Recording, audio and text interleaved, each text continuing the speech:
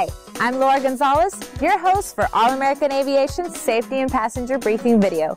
On behalf of the entire All-American organization, we'd like to welcome you aboard today's flight. Today you're flying with some of the most professional men and women in the industry. Our mission is to provide you safe, clean, and reliable transportation. Although you may have flown with various companies in many different types of aircraft, All-American procedures may be different from those you are accustomed to. So please focus your attention on this important briefing while we discuss the safety aspects of this Eurocopter helicopter. Smoking is prohibited at any time aboard our aircraft, personnel transport vehicles, or in aircraft operations areas. Your seatbelt and shoulder harness should be fastened whenever you take your seat. To latch, slide the metal ends of the individual shoulder straps into the buckle. Tighten by pulling on the loose end of the lap belt. To remove the seatbelt, a quarter turn of the buckle will release all straps. Remember that your seatbelt should be worn low and tight across your lap at all times in the helicopter. There is a handheld fire extinguisher on board the aircraft. The extinguisher is located in a bracket on the floor to the right side of the pilot's seat. If necessary or if directed by a crew member, release the extinguisher from the bracket by lifting it out of the bracket mounted to the floor. Remove the safety pin, aim the nozzle at the base of the fire, and squeeze the handle. Move the extinguisher in a sweeping motion to extinguish any flames. There are 4 exits on this aircraft, 1 sliding door,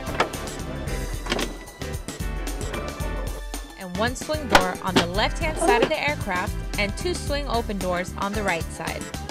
The EC-130, however, is only equipped with 1 elongated door on the right-hand side. The aircraft also has 4 pop-out windows, 2 on each side for emergencies.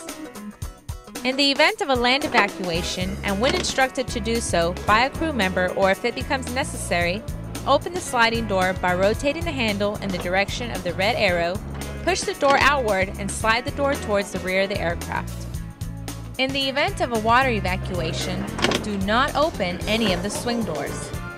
These doors may impede deployment of the aircraft emergency flotation devices. In the event of a water evacuation, when instructed to do so by a crew member or if it becomes necessary, the 4 pop-out windows can be opened by pushing on any corner of the window until it is released from the door frame. Exit the aircraft through the opening. On overwater flights, you will be provided a personal flotation device prior to boarding the helicopter, which is to be worn until you disembark at your destination. To don the jacket, hold it close so that the collar is up. Place your arms through the openings on either side so the single strap runs down your back and the vest resembles a horseshoe around your neck. Slide the small plastic tab into the large plastic receiver to latch the vest and adjust by pulling on the loose ends of the straps. Again, tighten by pulling on the loose end of the strap. In the event of a water landing, exit the aircraft first and then inflate the vest by pulling on the yellow T-handle on the lower right-hand side. The vest can also be inflated by blowing into the red tube at shoulder level on the left side. Never inflate the PFD inside the aircraft. After departing the helicopter, remove the vest and clip it through the seatbelt. In the event of a water landing, a life raft is located inside the cabin.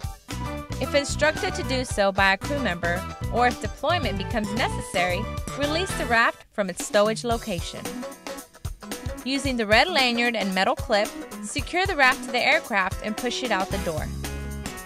When the raft is clear of the interior, pull the metal ring to inflate the raft. Board the rafts as quickly as possible. Once in the raft, follow crew member instructions and tether the raft to the aircraft if sea conditions allow. If tethered to the aircraft and the aircraft begins to sink, a hook knife is located in the raft near tether line if needed to quickly detach from a sinking aircraft. Attempt to remain in the vicinity of the aircraft. You will be provided with a headset for hearing protection and intercom communications with the pilot. Through the intercom system, you may receive additional and important information in the event of an emergency.